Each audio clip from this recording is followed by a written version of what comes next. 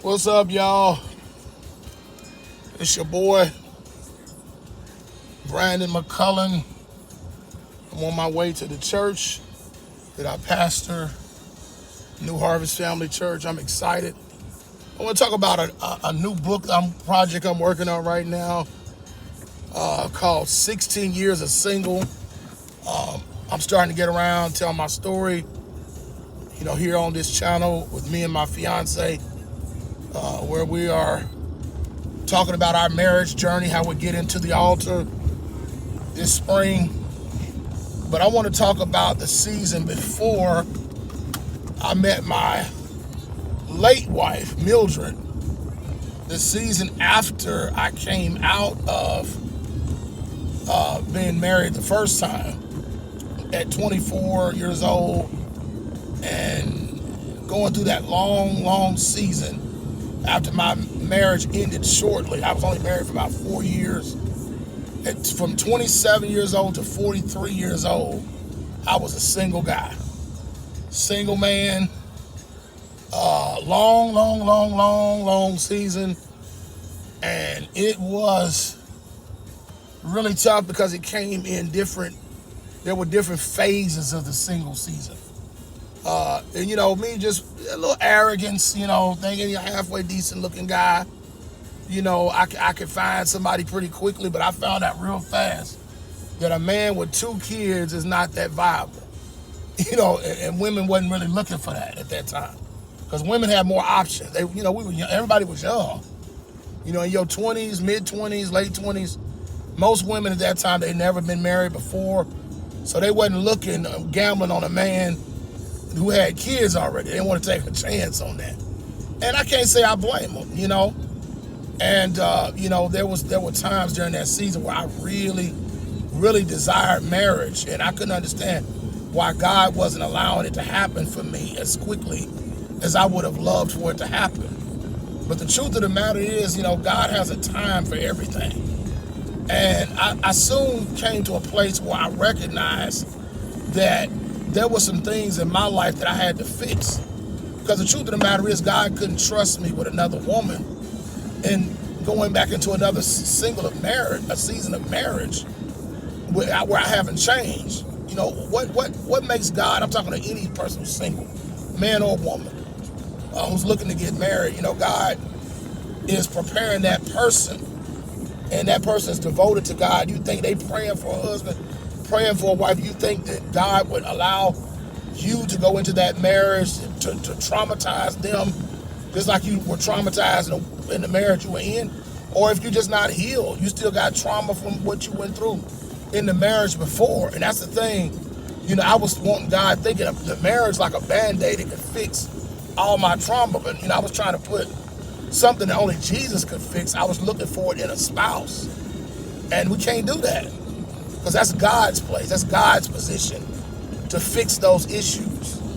And so that was a problem that I ran into, where I was trying to fill a God-sized hole with a spouse. And the truth of the matter is, I had children. One time I went to this church. I think I talked about this. I talked about this in an interview I did. I'm going to tag that interview on this page too, that I did on my other YouTube channel. And I talked about how when I was really seeking God, I got to a place where I had dealt with my healing. I'd gone through counseling, gone through some things. And felt like I was at a place spiritually where I could pursue marriage. And I remember there was an older white lady at this church that I used to go to, that was predominantly white. And she said to me, she was like a mother in the white church version of a mother.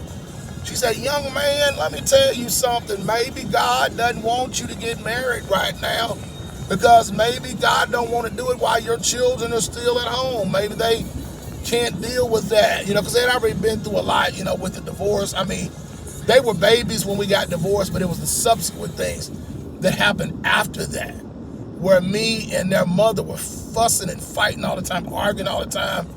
And that traumatized them, dealing with all that stuff going on in that situation. They were traumatized because all the stuff that happened with their me and their mother not getting along. I'm going to pick them up. We fussing and fighting. Like, they already were damaged by seeing all of that going on.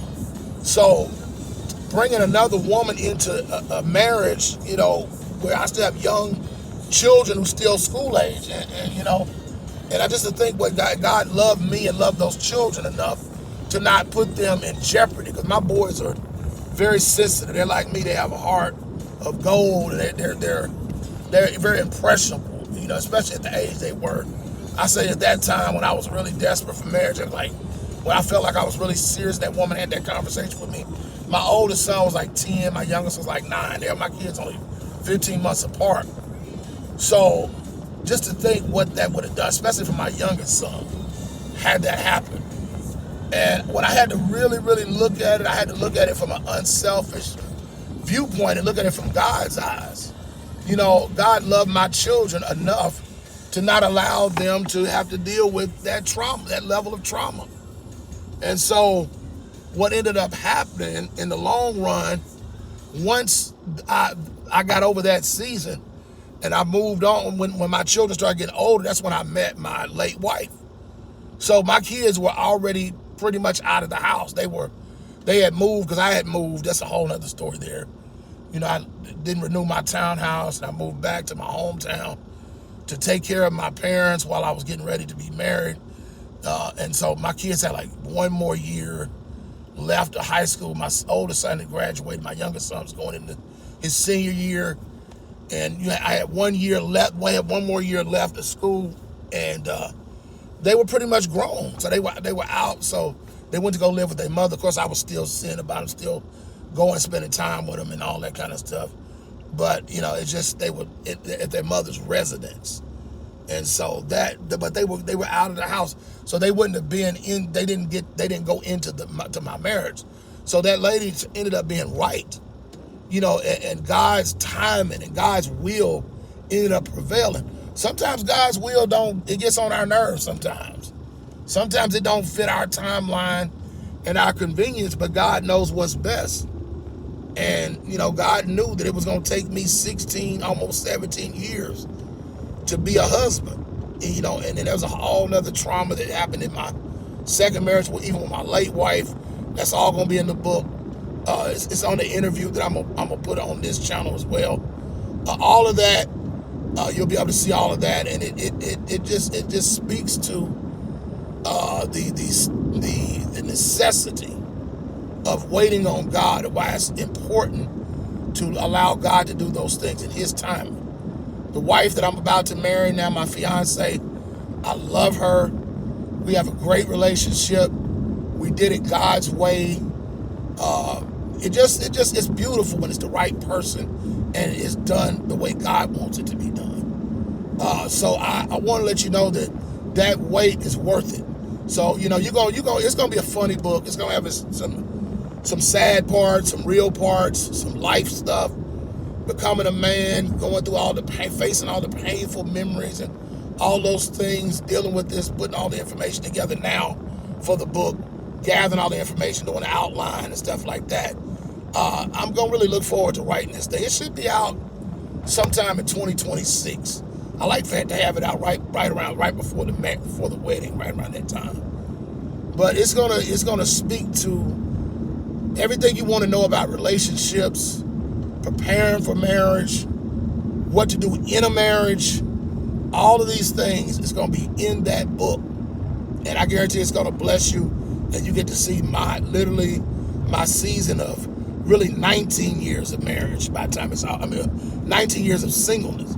So I've literally spent almost half my life, my adult life, most of my adult life, I've not been married. I've been single.